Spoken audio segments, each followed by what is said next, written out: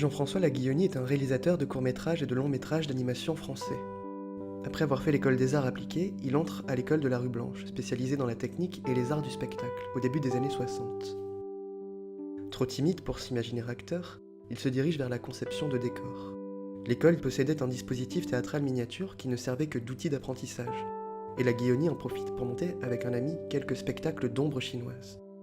Jacques Colomba, un ami rencontré aux arts appliqués et qui travaillait chez Grimaud, il venait de terminer un court-métrage d'animation, propose à Laguilloni de rencontrer le cinéaste. Grimaud, d'une nature généreuse, lui prête un coin de son studio et de son matériel afin de réaliser un court-métrage à partir d'un des spectacles d'ombre. Paul, tout simplement, m'a dit, bon bah écoute, si tu as envie de le faire en animation, il y a un bon titre, là, une caméra qui sert à rien en ce moment, vas-y, fais-le.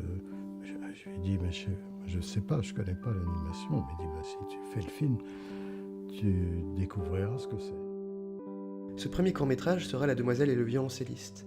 Il lui prendra 2 ans de tournage et obtiendra le Grand Prix au Festival d'Annecy en 1965. Ainsi, très rapidement, Laguilloni se fait un nom dans le monde de l'animation, et les courts-métrages qui suivront recevront tous un bon accueil critique. Le réalisateur s'inspirera beaucoup du rêve, cherchant à conférer à ses films une aura de mystère ou d'absurde. C'est par exemple en dormant qu'il trouve la fin du film une bombe par hasard. La fluidité de l'animation n'étant pas sa priorité, il arrive par de très simples gestes à insuffler de la vie à ses personnages, et le rythme saccadé, allié à cette vitalité, ne fait qu'accentuer l'onirisme des images. Il se lancera plus tard dans le long métrage et créera son propre studio, La Fabrique. Mais aujourd'hui, j'aimerais me concentrer sur son dernier court-métrage, La Traversée de l'Atlantique à la rame, qui remportera la Palme d'Or du court-métrage à Cannes en 1978. Encore une fois, le mieux serait que vous ayez déjà vu le film, pour vous faire votre propre idée et éviter d'être spoilé. Le film commence par la découverte d'un journal de bord parmi les débris d'un bateau sur une côte survolée par les mouettes. D'emblée, Laguilloni instaure une double narration, celle des personnages par le biais du carnet et celle des images qui dépeindront leur cheminement à travers l'océan Atlantique. Ce jeu sur la parole et sa mise en défaut par les images sera l'un des thèmes principaux du film. L'histoire est celle d'un couple marié qui décide de traverser l'Atlantique à la rame, soutenu par un journal, le Daily Star. Si l'histoire semble être celle de 2 aventuriers amoureux du voyage, le temps de la traversée, une trentaine d'années, montre le caractère allégorique de ce périple. Le film est une variation autour des thèmes du couple, du rapport à l'autre et de la solitude. La fin du premier paragraphe du cahier finit par « enfin seul », ce qui vaut autant pour le couple en lui-même que pour chacun des personnages, l'un devant l'autre. Leur traversée commence donc par l'osmose. Ils rament tous les deux à la même vitesse, ils écrivent à tour de rôle dans le même cahier, ou encore apparaissent dans le même miroir, montrant par là que leur intimité est partagée, qu'ils font partie d'une vie commune. Leur entente est harmonieuse, mais non dépourvue de cruauté. À l'époque, je vivais dans le sud de la France, une petite maison isolée, avec un beau jardin, une vie de couple heureuse, sans histoire, bref, le bonheur. Je ne sais pas ce qui m'a pris, peut-être une angoisse, un sentiment un peu pervers. J'ai imaginé que cette solitude pouvait nous mettre en danger et j'ai écrit cette histoire. Cela nous a aidés, je crois. Après le film, c'était carrément le paradis.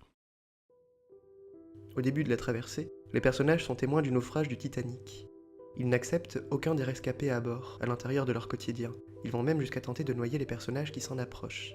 On dit bien l'amour est un égoïsme à 2, ce qui peut empêcher à des notions d'empathie de transcender le couple. Ils n'ont pu recevoir ces gens dans leur barque par peur de la dépossession. Un écart se creuse peu à peu entre ce qui est montré à l'écran et ce que les personnages écrivent dans leurs cahiers.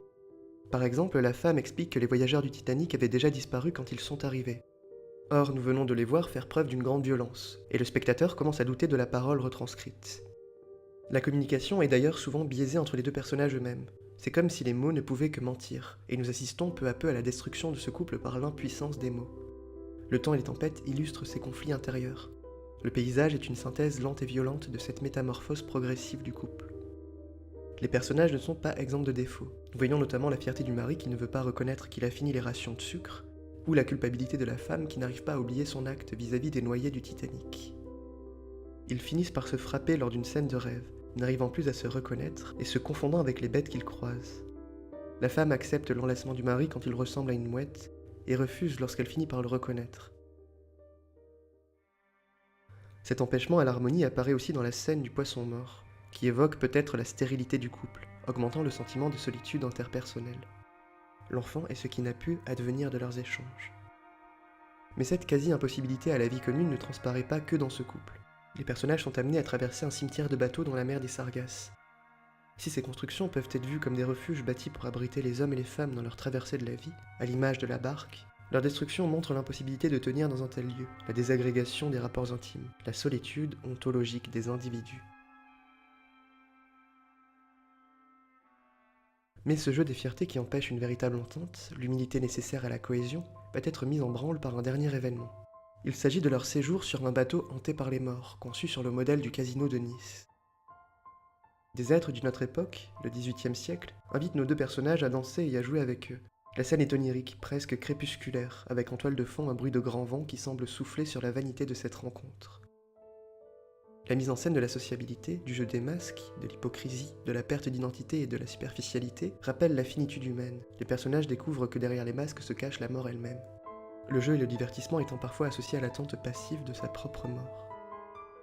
Les deux personnages risquent de se perdre dans ce jeu des masques et ne plus montrer leur visage naturel. La civilisation, elle aussi, est donc un danger d'un certain côté, car elle impose une conduite qui fait se perdre sa propre nature. Et les deux personnages, qui avaient rajeuni le temps de cette danse macabre, s'enfuient sur leur barque et décident de ne plus ramer, se laissant simplement pousser par le vent. Si au départ ils apparaissaient comme un jeune couple entreprenant, bien habillé, bien coiffé, produit d'un monde civilisé qui les considérait d'ailleurs comme deux héros, leur apparence va changer tout au long du film. Ils se montrent de plus en plus au naturel. La femme va avoir les cheveux détachés et une simple robe. Le drapeau de l'Amérique tombe en lambeaux à l'avant du bateau, montrant le détachement progressif des personnages vis-à-vis des valeurs de la civilisation, et dévoilant l'humble communauté qu'ils ont réussi à reconstruire tardivement.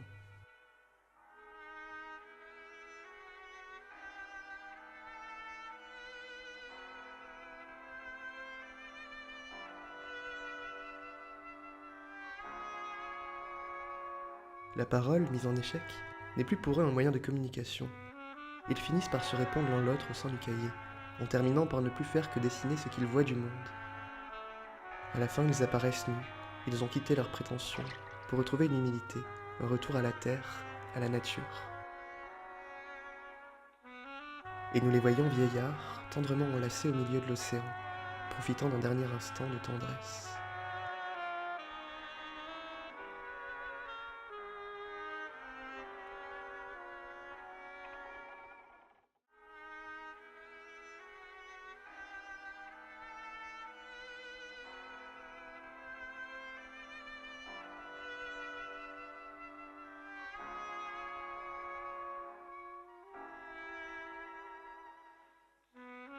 Voilà, c'est fini pour ce deuxième épisode d'Un pas dans l'œuvre, j'espère qu'il vous aura plu. N'oubliez pas non plus que vous pouvez me retrouver sur les réseaux sociaux comme Facebook ou Twitter, et qu'il est possible de m'aider financièrement pour améliorer la chaîne sur Tipeee. Les liens sont dans la description. Sur ce, je vous souhaite une belle journée, et je vous dis à la prochaine.